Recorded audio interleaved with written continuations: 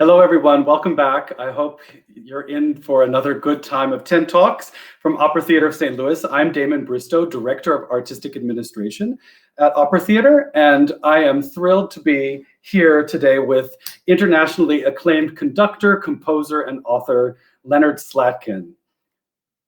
Is Maestro there? No, not there. Hold on. Yeah, there you are. We made it. Let's see. You're, You're looking for a way to hear you. I'm not. can you hear change me? anything? Maybe if I press the microphone. That might work. Can you hear me now? Now, you there? We can hear you. Yes. Can you hear me? Yes, I can hear you. I can't hear you, and I don't know why. The rehearsal went so splendidly, so it must be on your end there. I guess we need a little help from our Technical. here. Yes. I've got the volume. Can you check in to see what's going on? In the meanwhile, I'll give a little description of. I wonder if I should sign in again. Yeah, try that. Yeah, let me try that. Sign in again. Hang on. See you in a minute.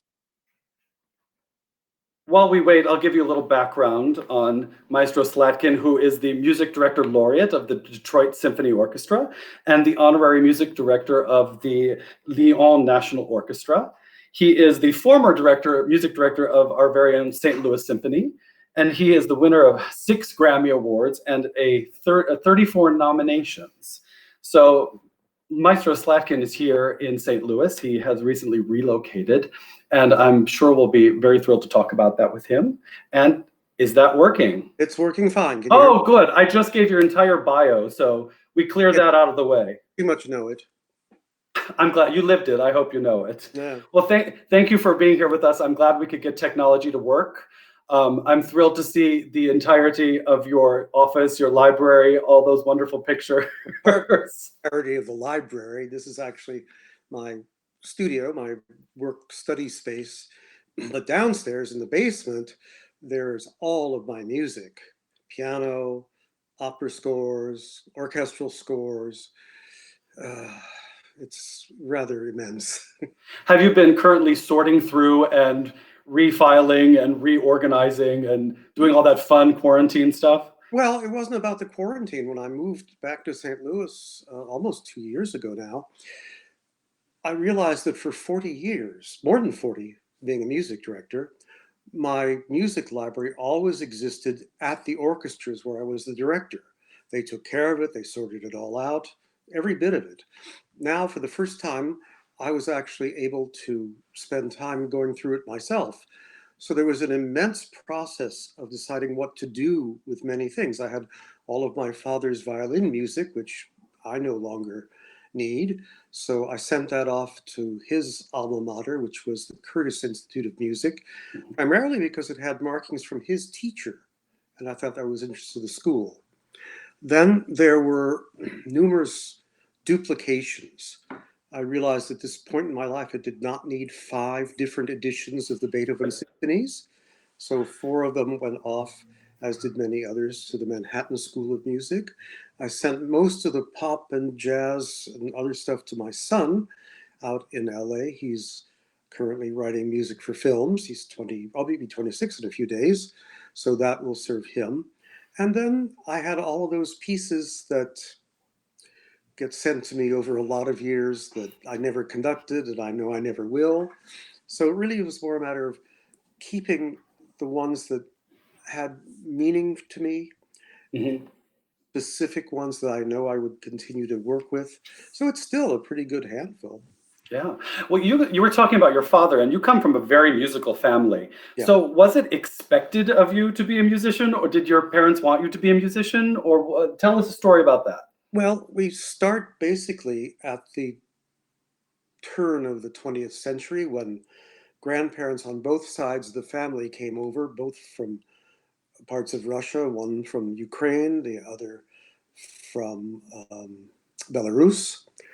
My father's side from Ukraine really had no musicians in it. And when they settled in St. Louis, as it turned out, there was a large Ukrainian population. And there are many Ukrainians that live here now. But his dad was a barber, but they recognized in their son a very strong talent, sent him to a very fine teacher who was a member of the symphony. His name was Isidor Grossman. And then eventually my father would go on to study at the Curtis School, make his way back to St. Louis as the assistant concertmaster. And 3 years later, after asking for a $5 raise, not being granted that, he left and went to Los Angeles and did very well. He was the concertmaster of the orchestra at 20th Century Fox. He was a conductor at the Hollywood Bowl, many recordings for Capitol Records. He was the co-founder with my mother of the Hollywood String Quartet, which won many awards and really were probably the first true American quartet at one time. And he was also a producer and a conductor and arranger for Liberty Records. He worked closely with Frank Sinatra, as did my mom. He would become Sinatra, a very good friend of the family, as were virtually everybody in the Hollywood scene. My mother's side came over a little bit earlier, just prior to the first Russian Revolution of 1905. They settled in New York. Everybody on that side were musicians and primarily cellists, with the exception of one. That would be my grand uncle, who was named Modest Altschuler. He was a conductor. He formed the Russian Symphony Orchestra of New York. And for 15, 16 years, they gave regular concerts, all these emigres, and introduced so much Russian music to New York and in Carnegie Hall. He would then also go and settle a little bit in the Los Angeles area. But there was a rift in the family. Neither my brother or I know exactly what that was about, but I don't remember meeting him.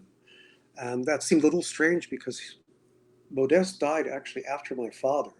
My father passed Oh, in 1963. He was only 47. I was 19. And Modest passed away a couple years after that. So it was a very interesting family, to say the least. My brother, he's a cellist. He's the principal cellist at the City Ballet. As I said, my son is a composer, and my wife, Cindy McTee, is a composer. So there's a lot of creative and recreative activity that have to do with my family on pretty much every level. that's a great history. It's wonderful to hear all of that lineage, and especially all of the stories regarding, the Los Angeles music scene at that time, which just it was so full of classical music with all of the immigrants that had come from Europe during that time. Yes. And I would imagine that you have a lot of information about those Well, people. you have to remember, you have emigres settling all over the country. Many left because of the Second World War. Many left before that to come. And the situation about moving to LA had more to do with towards the middle part of the century, just before that. Composers like Rachmaninoff and Stravinsky would settle in Los Angeles. Then you had the branch that came over who would settle into the film industry, people like Miklos Rocha, Max Steiner, Dmitri Tiomkin, so forth and so on. And then there were people who were Americans who were also making their life and career in the film and motion picture industry, but also forming the basis of the strong recording industry that would emerge in the pop world. The different recording companies like Capitol Records, RCA, Columbia. It was an incredibly rich scene. And because my parents were involved in every part of it, all those people would congregate at our house. So we never knew from one day if Paul Hindemith was going to show up, or Schoenberg for that matter, or Stravinsky.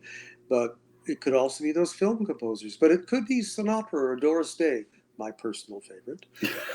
And uh, I guess because of that, I never had a restriction in terms of how I did or did not categorize music. To me, it was just music. Either I liked it or Mhm. I didn't. Genre never entered into it. Although I was partial to jazz. I loved hanging out at the jazz clubs. Even when I was not old enough to be doing it, they let me in anyway. So I got to know a lot of people in that scene, and it was an extraordinary time. And then you had the other generation that emerged, the people like John Williams, Jerry Goldsmith, Elmer Bernstein, so forth and so on. You also had the people who drew upon their past to continue in that area, and particularly the Newman family. there was a name Alfred Newman. He was the head of music at 20th Century Fox. And of course, his family, no direct person related to Alfred biologically, other than being nephews and nieces, but there's Randy Newman, there's Tommy Newman, there's David Newman, all these people who carried on the traditions of what their parents did, and uncles and aunts. It was a very rich time. And obviously, when you're young, you're not aware of it. They're just people. Yeah, it's Sinatra, Schoenberg. They show up and Yeah. they're just people. And like you said, it's all music. And I think that that's the fascinating part about being American and being in music, is that you have these great classical roots, but there's jazz, there's popular music, and it contributes to your career, your style, and how you approach things. In a way, you remember, if we go back to Bach, probably even before, and certainly Mozart and Schubert and Mahler and all the other composers, they're also drawing on influences from what would have been perceived as the popular culture of their time. Mostly it had to do with folk songs, things like that. It really wasn't until the 20th century that pop and so-called classical began to split, along the time when jazz is beginning to make that inroad up the middle. But classical music, to the average person in the public in Europe, was what they heard on a regular basis. You very rarely, for instance, would walk the streets anywhere in Italy without people whistling or humming Verdi, Rossini, so forth and so on. That was their pop music. Absolutely. And I should say, before we continue our discussion, is that if you do have questions for Maestro Slatkin, please consider commenting on Facebook or the email address at the bottom, and we will do our best to address all of your questions toward the end of our little discussion here. But it would be great to hear from everybody who's out there and has a burning question for Maestro. Burning. Well, it's a Friday, it's almost happy hour. So. Oh, that's right. It's the end of work week. It's finished. Oh my gosh, I don't have to work anymore for a couple days. Great. So tell us what you've been doing with all of your time. I think it's really fascinating as a performing artist out there that you have a blog, and we can gain some insight into what you're doing, which is sort of lifting the veil on a maestro's life. So tell us, what have you been doing? What happened was that when I returned from Europe, Spain was the last date I had in Europe. Then I had a week off here, and we were starting to hear about what was going on, but nothing, we weren't under any lockdowns or anything. So I went after a week to Detroit, my former orchestra, and we were in the midst of working on Carmina Burana when management came out and had said, we can't do concerts in our normal way. Now, Detroit had a plus, and that was that it could live stream anything. We've been doing it that way for 7, 8 years. But Carmina, tougher. The only way we could do it was to put the chorus out in the audience, into the seats. So we thought we might be able to do the performance the next day and do it that way. We rehearsed it that way. It was very strange, but it worked. But there was not enough time to get the sound levels and balances done. And on that very night, it was a Wednesday night, it was the same time that the National Basketball Association had shut down its season. And we realized this was just not going to work. Everything was called off, and I got on a plane and came back home. As the weeks have advanced, things got canceled. And right now, I don't have any conducting until October. I even question whether that's going to happen. And I'm just waiting for that message or call that says, can you change the program because we really can't put the second Mahler symphony on the stage? It won't work. You can't social distance in these things. So I decided to make the most of the time that I had here. I don't spend as much time in my home. So there are different goals. One of which is I can really get seriously to work on my third book. And it's now it's more or less final stages. I think I've written all that I want to write about it, but On Mondays, we put on the website a title of a chapter. I give a brief summary of what the chapter is about and invite readers to submit questions or comments on that particular topic or subject. And if there's something I haven't written or something that strikes a chord within me, I will then include that in the book. So there are probably about 13 or so more weeks to go before we submit the whole thing to the publisher. So that's the first project. And then I obviously had to continue writing the monthly web pieces. I have pieces of music that I'm writing. And I vowed, because when I'm on the road, there is one thing that just doesn't work: controlling the diet. And I said I wanted once in my life, at least the last 35, 40 years, to be able to walk into my annual physical where the doctor didn't say as the first thing, "Why haven't you lost that weight?" So, what, about 8 weeks, whatever we're into this, I'm down Yeah. about 15 pounds now because I can Congrats. control it by cooking, and I love to cook. And, the longer, if it goes on much longer, it could be a skeleton. I don't know. So that was another goal. And then I don't know if people know it, but I'm an avid movie buff. So I could catch up on a lot of things, as well as television that I have wanted to watch in series formats, the so-called binge watching, which I do. So I have a routine in the day. Get up, do the things you need to do in the morning, and then I usually write for a couple hours, go down, have some lunch, come back, check on the messages, all that stuff, go down and have an afternoon matinee for about 2 hours, come back up, a little more mail with messages, write some more music or words, whatever I want to do, go make dinner, final check on the messages. Then my wife and I go downstairs and watch something for a while. And then we go up and either watch news if it's worthwhile watching the news, or read or do whatever. And it works out very well. I have made a lot of interesting acquaintances on the net. A lot of people I haven't heard from in years. So we've been in communication. It's very interesting to see what people have been up to, what directions their lives have taken them. It's also been a time where I haven't really had what's the word here? The wherewithal to drive myself into the study process. I enjoy this time for creating, whether it's words or music, not looking at something, unless whatever I'm writing happens to do with it. Also, some of the online teaching I've done might have to do with specific pieces of music, in which case I have to reacquaint myself with those scores. Often that's how it's been. I haven't been bothered by it that much, other than missing the public.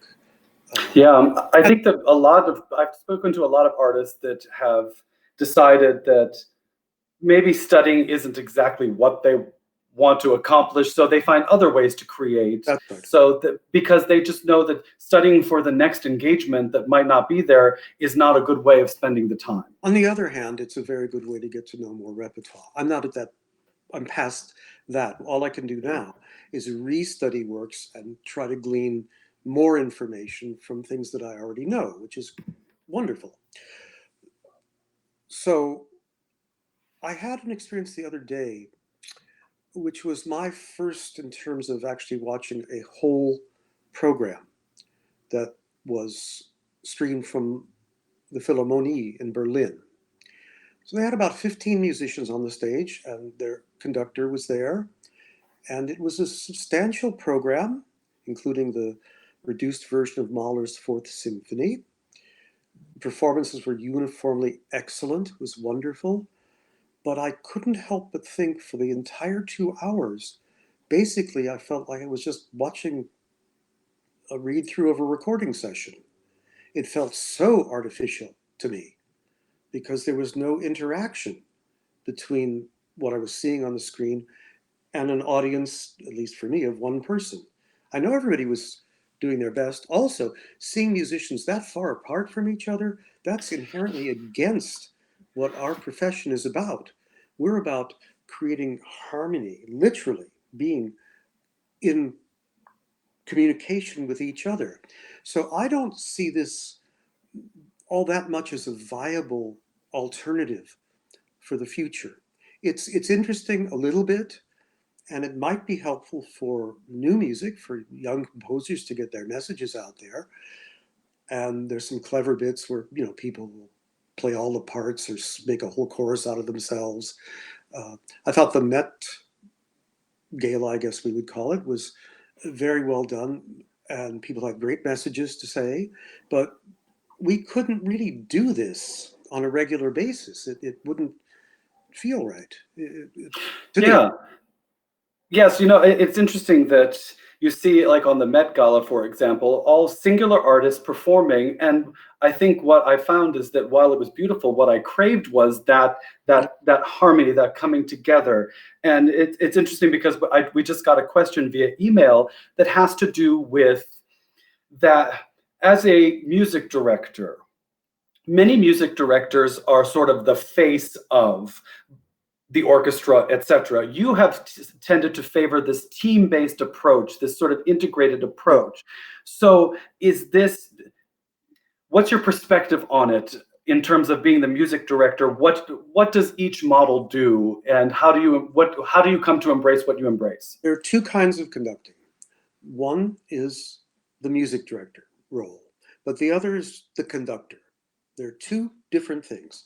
The music director is responsible for all decisions, and they are done in conjunction with the members of the staff, with the marketing department, with the board, all those kind of things. It's an all-encompassing job. So it's complicated. I did it for 43 years. Now I'm just a guest.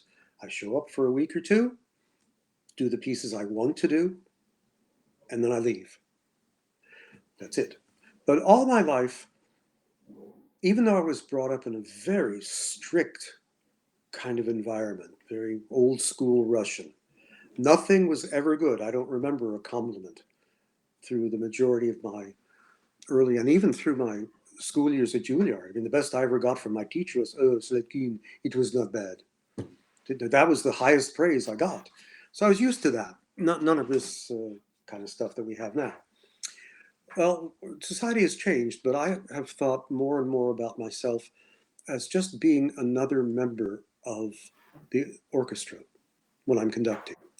And I'm always thinking, what do I want to see and hear from the person on the podium? What's going to help me in terms of knowing what to do, how to listen to each other? Remember, if you're a singer, whether you're in a chorus, whether you're studying an opera, whatever it has to be, if you have the music in front of you, you actually see what everybody is doing. The piano represents the orchestra, but you see that. And the other voices that are going on are what is happening elsewhere. The orchestra, no. All they have in front of them are their individual parts, one line. So our job in the orchestra world is primarily to tell the members of the orchestra who's doing what.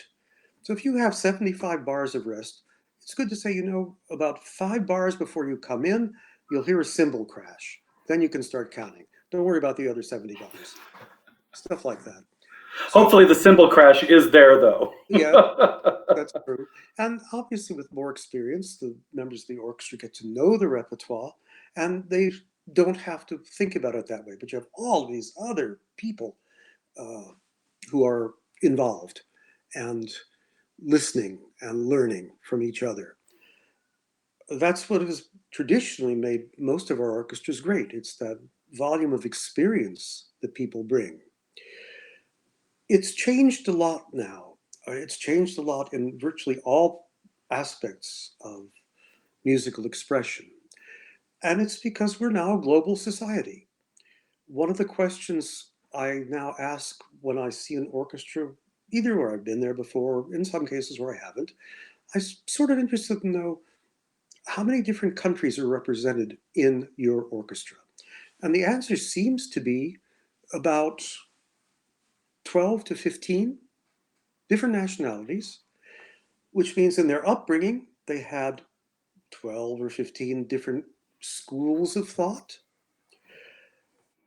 They might have, in their advanced learning eras, come to one of the great music centers of the world, but it's no longer as isolated as it was.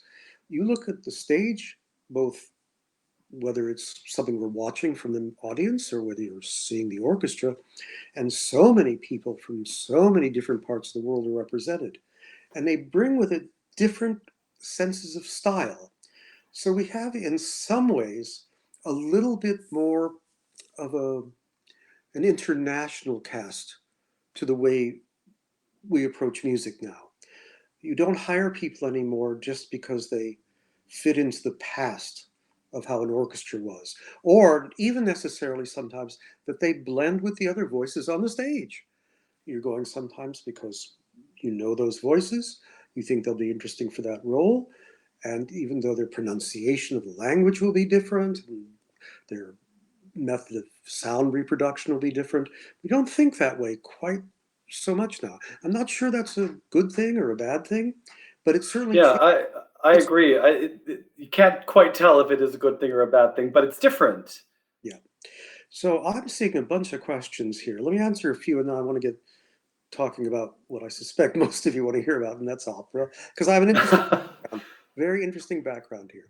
Well, I think that actually one of the questions that I have would actually go with one of these questions, which was, here we are, we're in St. Louis. Well, at least you and I are in St. Louis, and we have the marvelous St. Louis Symphony, which you were music director of for a very long time. And here in St. Louis, it's sort of a phenomenon that the orchestra of the city is the orchestra of the opera company, and that doesn't happen in America so much. No, there are So do it, but yes. here it's very unusual, plus which both institutions have established such strong identities in this country and abroad.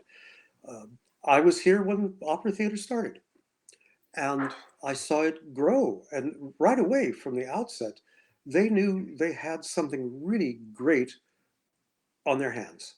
They knew it was going to be important. Yes. The orchestra had been fine for a very long time. It's the second oldest one in the country.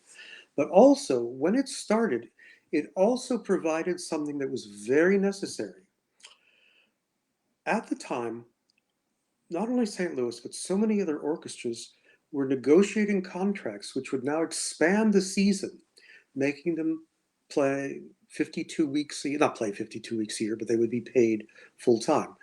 Only a few orchestras had that going into the 1960s. All of a sudden, orchestras like Cleveland, orchestras like Pittsburgh, whatever, there's a lot of them, had to find ways to fill their time. What we used to do here, when Opera Theater started, was that Opera Theater would take how many weeks it took, but only half the orchestra would play. That's still the case now because of the size of the pit. So what happened to the other half of the orchestra? Back then, they would go out to Queenie Park and play Pops concerts. So there was a revenue stream coming in from two directions, very helpful. And then the audience for the Pops started to diminish and fade, and it didn't work out so well. So Opera Theater now has a slightly more compressed season because nothing else goes on. It still remains that basically one half the musicians play two of the operas and the other half play the other two, since it's such a marvelous orchestra and has always been, I'm always proud of the fact that I can say they got even better after I left. They have this incredible flexibility now. They get to know this special world of opera, which is quite different than anything we usually have to do in the course of a regular orchestral season. So I did see it grow and flourish, and it's never looked back. That's amazing. It truly is. Yes, and it's a thrill for me to say personally that Opera Theater still has a wonderful relationship with the St. Louis Symphony, and we could not do what we do at Opera Theater without those remarkable musicians. And to hear these scores played by that kind of an orchestra is such a treat. And it's one of the questions here is, I believe you're the only sitting music director of the St. Louis Symphony to conduct at Opera Theater. Do you have any thoughts about that, I think, strange phenomenon? Well, I think the question is interesting, but I would have no idea why my successors never conducted there. I don't really know. They certainly were experienced in opera. They had enough things going on. Um, I don't know. I did two productions with opera theater. One was Ariadne of Naxos, and the other was The Barber of Seville. Uh, so that wouldn't have been anything I had anything to do with. Somebody asked early, how did we get the union to agree to streaming concerts in Detroit? I'll make it real short. We were on strike in 2008 for 6 months. When the strike was over, one of the things that was proposed, one of my ideas was to allow streaming, but for little if no charge in terms of the orchestra services and free to the public. The union and orchestra didn't think at the time that we could raise those kind of funds. Meanwhile, we'd been actively soliciting foundation support. The money was there, contract got settled, that clause went in, boom. We're the only orchestra in the States that could do it. So they have the richest of all the video archives of any orchestra that they're currently presenting free of charge. There was no charge ever for a live performance. And wow. Until recently, we never used it as a revenue stream there. It was just a matter of the idea that if you wanted to go into the archive for $50, you could get 3 years worth of concerts. But still, it's very little. And that worked out very well. And somebody wanted to know, love hearing, thank you. Oh, my mom in Jaws. Oh, absolutely. Yeah, I love that. I saw that when I was like, I hope we can talk about that. I can know about that. Well, after my dad died and my mother was just freelancing as a first cellist in LA, she would jump around from studio to studio.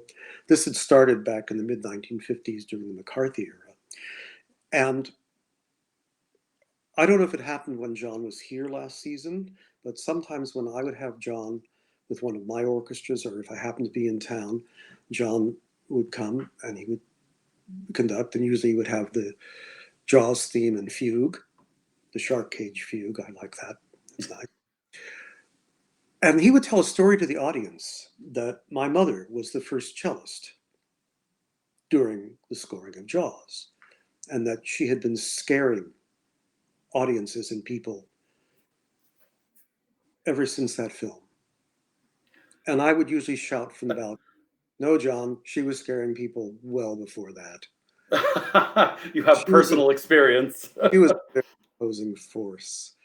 I have a few questions via email. Yeah. Actually, two to do with composers, and asked by two people that you happen to know. Oh. The first is by our artistic director, Jim Robinson himself. Uh-huh. His question is, one of my favorite experiences ever in the Opera House was working with Leonard on Vanessa at the Santa Fe Opera.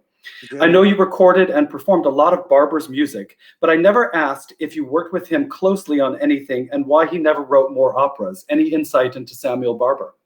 Well, Jim, thank you so much. And that was one of my greatest pleasures in all of music, was to work with you in Santa Fe on that production.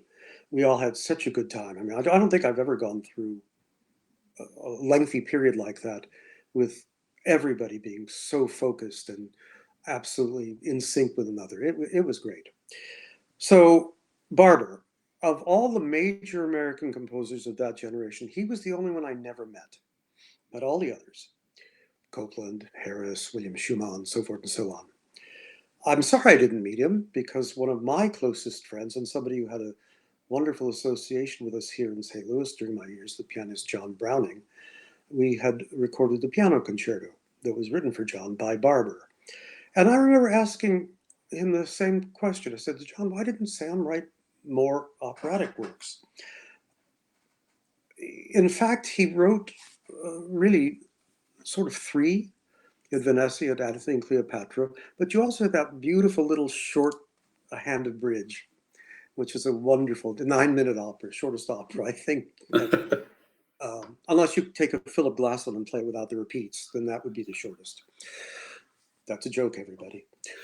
I laughed a little, although you can only hear me laugh. So Barber was a fine singer. He was a fine pianist. Certainly one of the most well-read of our composers.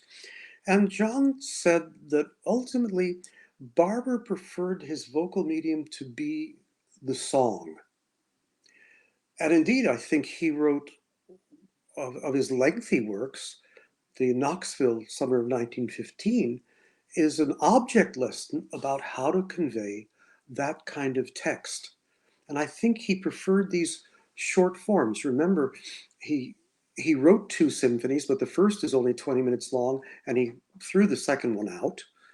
Most of his pieces are on the briefer side. He wrote 3 essays for orchestra. He loved the idea of combining literary structure with the orchestral medium.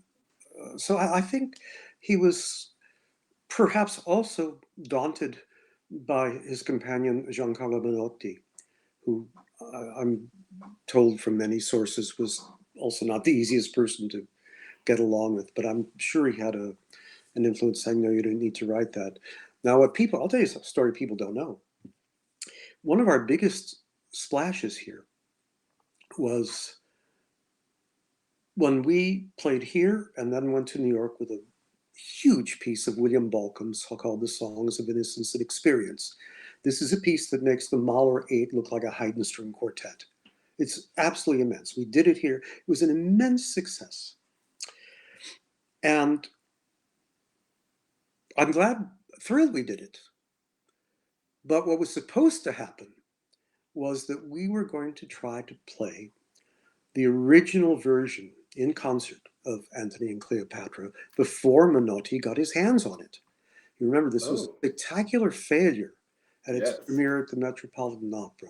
The sets didn't work, the mechanics weren't working, and one critic, I think, said, oh, in between intermissions, they played the new opera by Samuel Barber. So the failure of that caused Barber to go to a massive depression to start with. And then Menotti got his hands on it, reworked the libretto. Barber stuck really to the Shakespeare. Nope, Menotti had to have people singing while they're dying at the end and all that. And I think it ultimately hurt the work. And I have had a chance to go back and listen to the original broadcast. And I still think, as I did back in the 80s, it is worth looking at that original version. But the Menotti estate won't let it out. Yeah, it's. I've heard the same thing. You know, this when you have a genius like Samuel Barber who's writing these things, there are 3 operas, and I think it's worth investigating that original source material, because to have somebody like that, he knew specifically what he wanted, and then it got tinkered with, and then it became more of a mess. But tinkered with after Barber had gone into this depression. He really didn't produce much of substantive value after that. This was supposed to be the big opera, the opening of the Metropolitan Opera at Lincoln Center. And it was a massive failure. Yeah. But the failure was not because of the score or the libretto. It was because nothing worked right. While we're speaking of composers, I have another question from the emails by Noemi Nydorf. Hello, Noemi. You are a great champion of contemporary music and have premiered the works of so many wonderful composers. Among the many, who are some standouts whom you have a special connection or chemistry? And I, of course, recognize your very special connection with your very talented wife, composer Cindy McTee. It is so nice to have a composer in residence for real. I get to go home with her after concerts.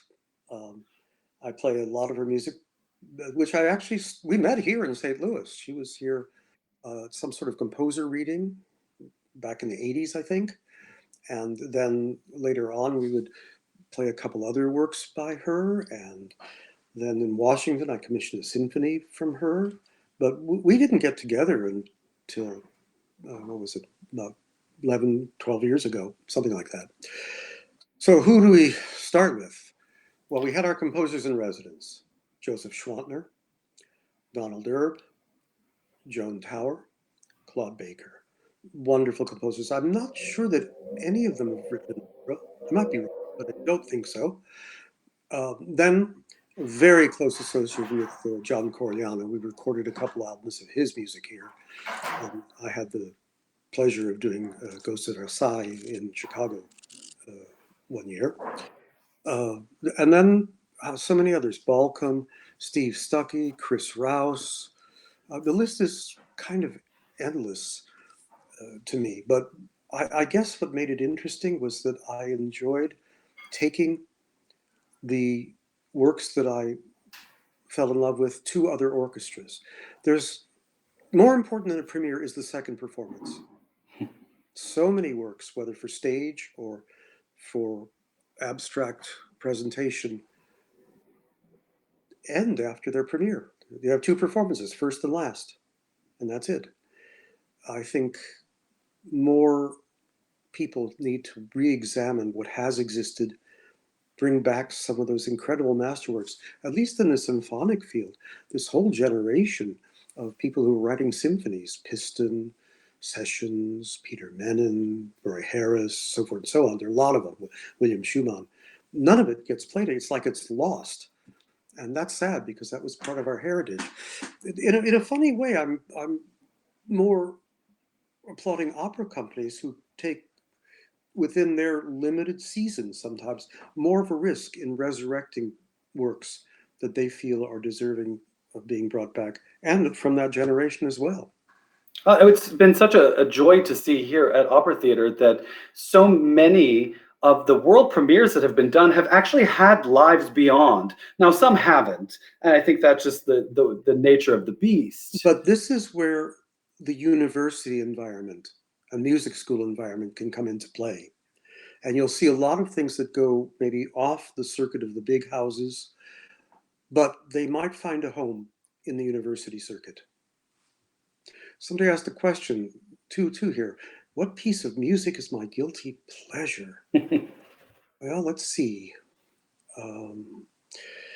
I think I've gotten to the point where I still listen to music in all styles and try to discern for myself what I like and what I don't like. Jazz is the other passion. I'm listening to jazz all the time. I've surprisingly become a big fan of Lady Gaga. I think this is Why is that? Well, is it because she plays the piano, or no, but she's an intelligent musician. She has great intellectual curiosity in what she does. She branches out in all kinds of ways. And I'm just in awe of how much of the musical environment she seems to take in. And I think she's going to be a very, very powerful force in not just her popular profile, but in all kinds of areas. I mean, to watch her sing a ballad now is extraordinary.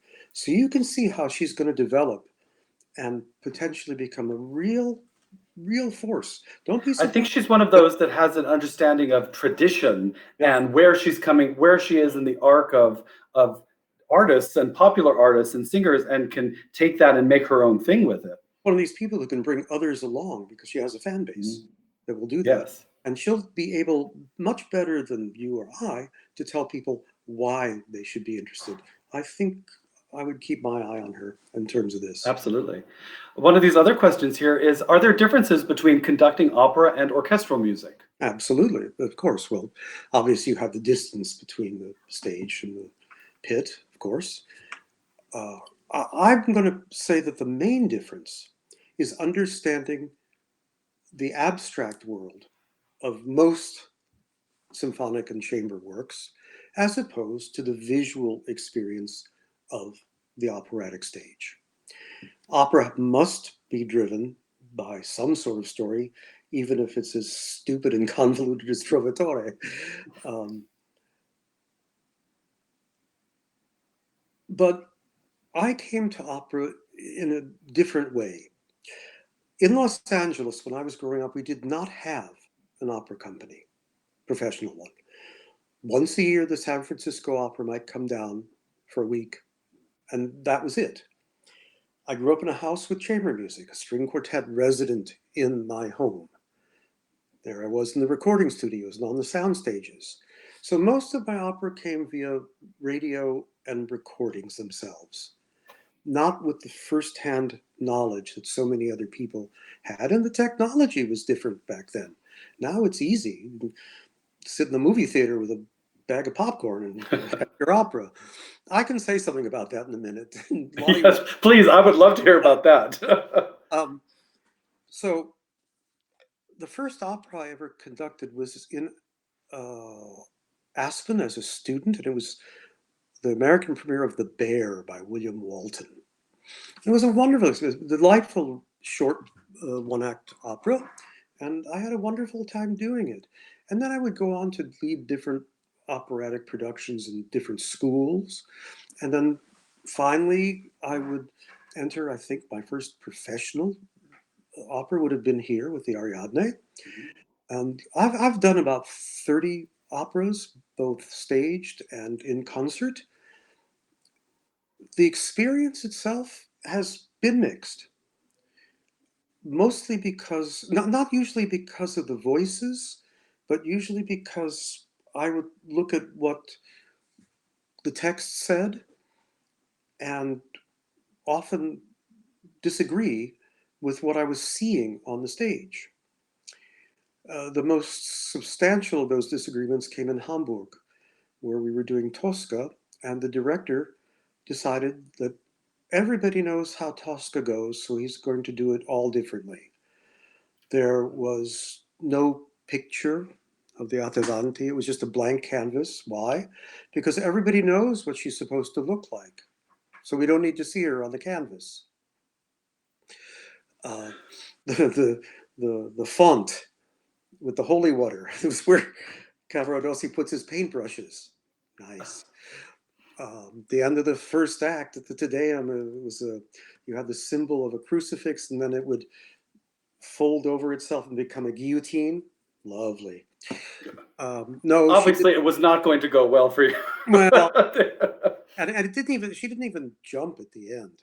She points. We're going to meet before God, and then this rather phallic-looking symbol came out, and the curtain came down, and I immediately said, "Oh, sure, superimposed on the curtain, coming next summer to a theater near you, Tosca Part 2, The Revenge." So it usually had to do with those kind of matters. And maybe it's because I eventually, with that particular director, when I want to be, I can be really sarcastic and pull it off. And I remember saying, you have an interesting idea.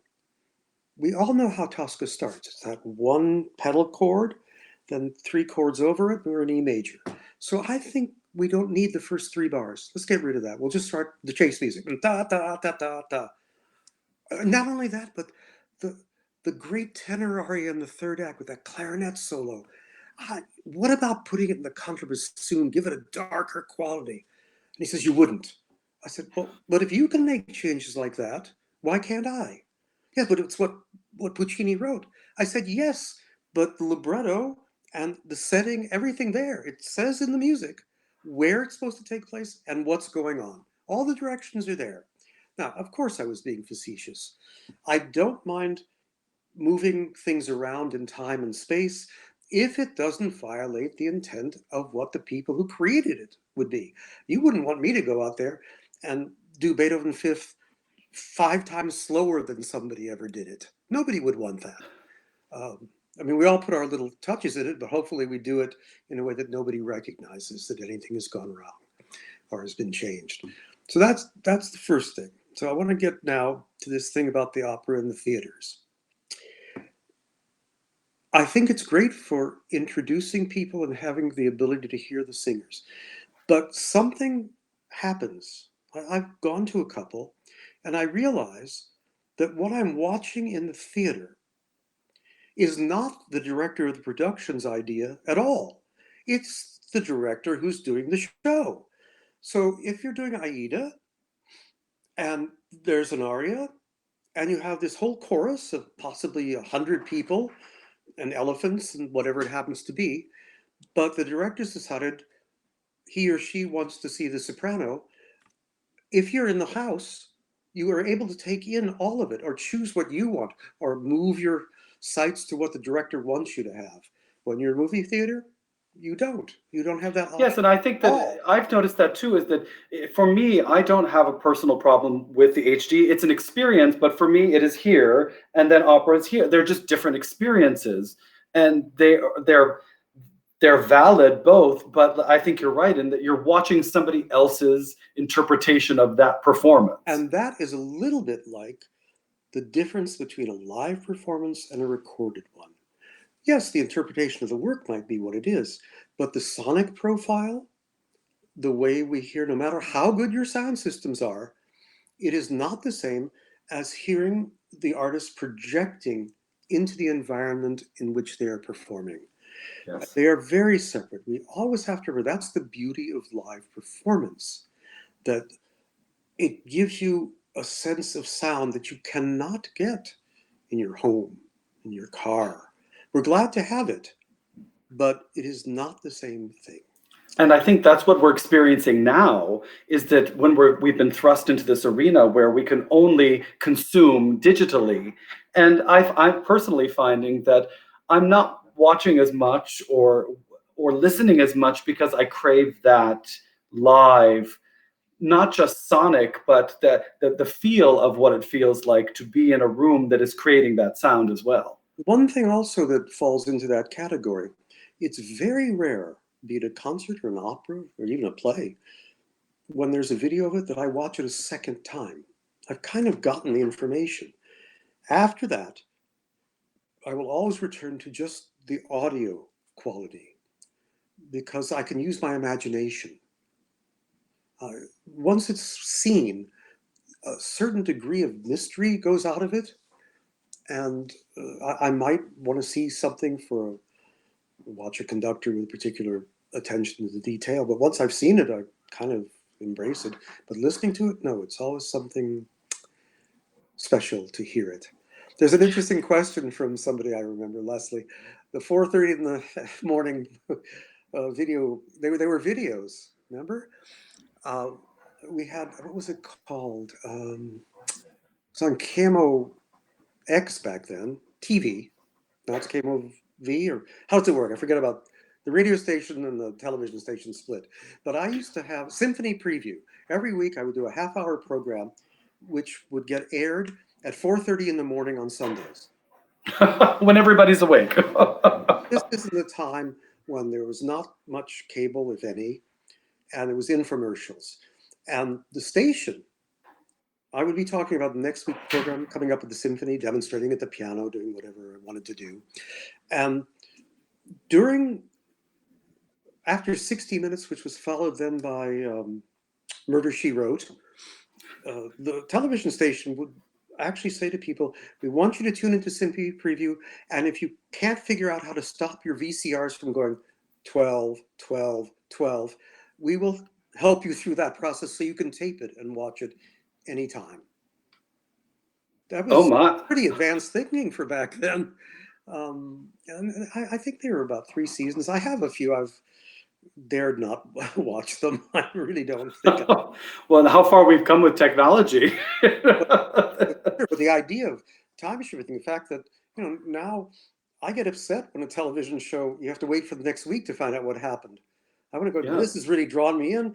And if you're not going to give me a proper recap, that's not good at all. I found that, did you watch the Netflix Ozark? Oh, it's fabulous. It's fabulous. But I found that I had to go back and watch at least 5 episodes before the new season to actually continue to binge the new one. What I do is I type in the name of the show and I go to one of the recaps from the week before. There's some pretty good people writing out there about different shows, different movies. So that's a pretty good way if you really just don't want to pick and choose off the thing. I'm watching, I binge now. I'm almost done. This is going to seem, here's the guilty pleasure. Here it is. Because my wife won't come down and watch it. Over on Netflix, there is a show called Money Heist. I love caper films, whether it was Tokapi, the Ocean's 11s, all those kind of things. This is a Spanish series. They had 4 sets, but it was essentially 2 different storylines that interconnect. And it was, in the first one, about getting into the Spanish Mint.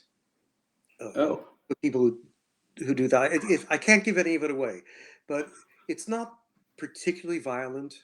Language is on the raw side, but it's Spanish, hey. But I've absolutely been enthralled. Great acting. You don't know where anything is going. There are plot lines that are very silly, but it's really a lot of fun. It's the most fun I've had. On the other hand, if you want to go to the more serious intent, Unorthodox was a fantastic 4 episode. that was fantastic. That Yes. really Yeah, extraordinary. that's worth it. And now we're watching. I don't mean to promote them; they won't care anyway.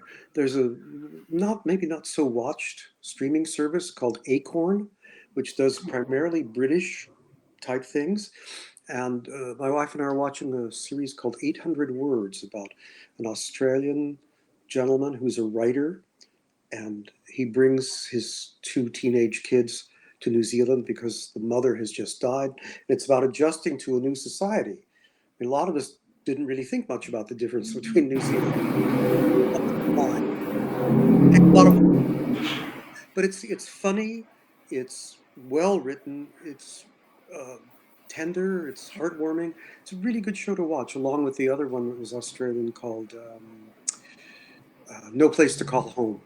Excellent. Oh, I heard of that, but I did not want. Well, now we have lots of time Yeah. to do these things, and as we sort of approach 5 o'clock here, I kind of want to ask you the big important question of, on the other side of this, if there, as classical music continues to progress and there are challenges that are going to be involved in it, what would you like to see change? What would you like to see change going forward in the classical music community? I think that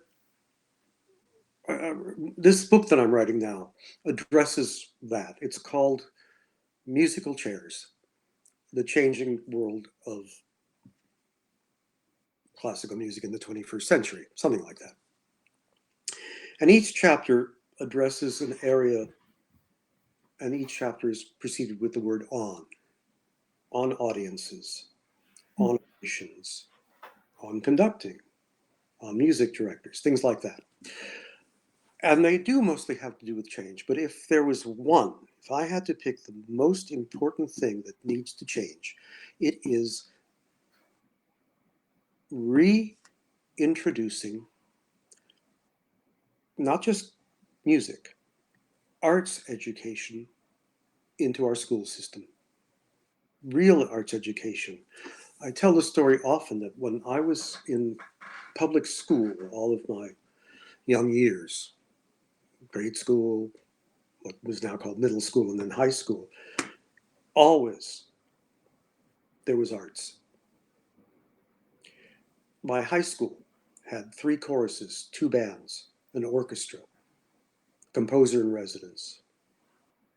None of the arts events took place either before or at the end of the school day. They were part of the curriculum. So one of the proposals that I'm making is to fold arts education into the history department, at least as a basic start.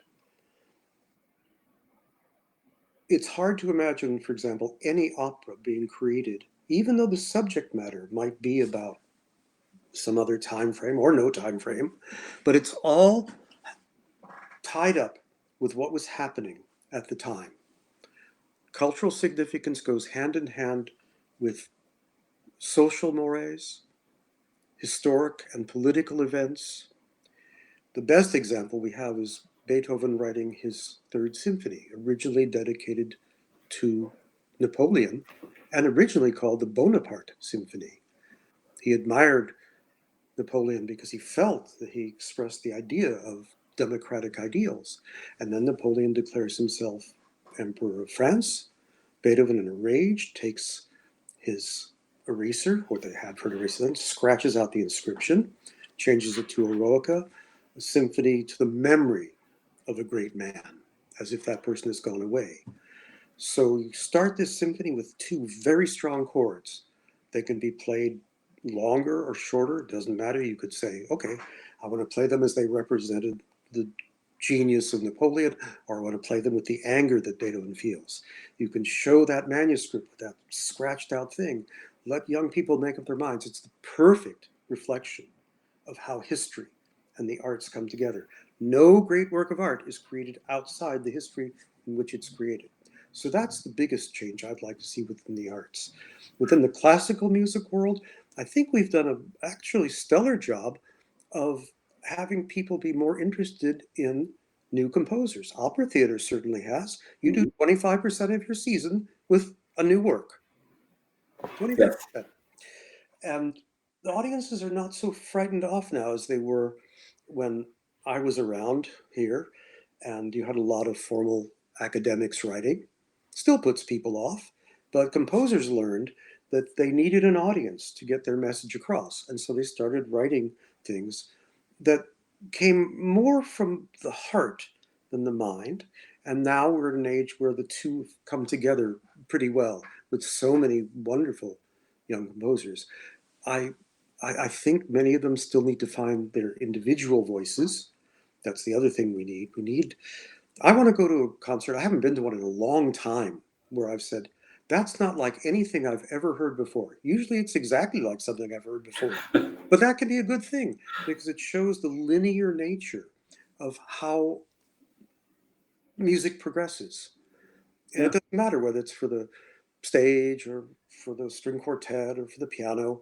There's a nice connection that happens when you find a way to create your voice, but it still has some reflection of how you got there.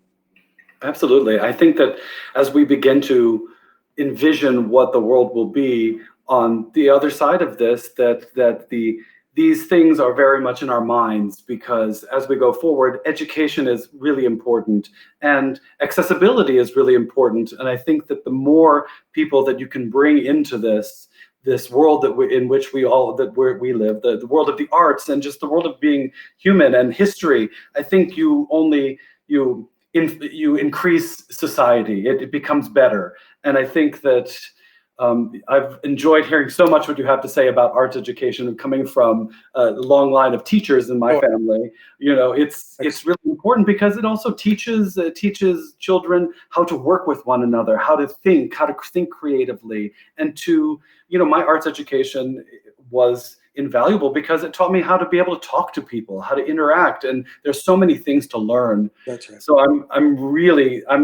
very interested to read your book now when it comes out. And it doesn't matter whether or not you pursue that, but you must have it as part of the foundation of your being. It has to be there. If you don't have this connection to whatever part of society touches you in the arts, and remember, the arts is now extremely broad. Nobody has to like everything. They can't. I don't. Yeah. Nobody should. But you find those things to gravitate to. It could be part of the popular culture. It could be part of a more intellectually based culture. Not to say that intellectual and pop can't be the same thing. Of course they can. But everybody finds that avenue. But you have to be exposed to them. You have to know what to dismiss. But you can only know that after you've experienced it. Yeah. Something that I just wanted to address here. New composition, rehearsal time. Actually, I find now putting new pieces together is easier. It's rethinking the masterpieces for me that takes more time. The other thing, when you have a new piece to do, take a look at it. If you can, get an idea in advance, program around it if you think the piece is going to be too hard. So it's balance your rehearsal time. The clock is the enemy of the conductor. You're racing against that second hand, reaching that time when it has to start. And then somebody also said they were in the chorus for the Balkan that we talked about a little earlier. That was an experience, wasn't it? And everybody did such a good job. Only classical album ever to win 4 Grammys. Yeah, I was talking about your Grammy Awards when you were fixing the audio problem, but that's an incredible feat. Well, Maestro, it's been such a treat for me, for everyone out there. We thank you, and we thank you that you're in St. Louis again, and thank you for your time. You gave it away, didn't you? We can't say anything. No, but soon enough. Yeah. Well, thank you so much. Thank you all for joining in. It's been a pleasure. And let's all stay safe, stay distant. And when they tell you it's time to get back out there, take 2 more weeks. Good advice. Thank you so much. Bye, everybody. Take care. Thank you for joining. Please join us again next week. We will have 2 opera theater favorites. We will hear from the remarkable sopranos, Christine Brewer and Erie Mills. We will be all together talking about lots of things, probably Ariadne of Naxos, since that's what we all have in common. Well, I just like it. But I think that they'll have a lot of fun things to say and we'll have a great time. Thank you, and I look forward to seeing you next week. So take care for now.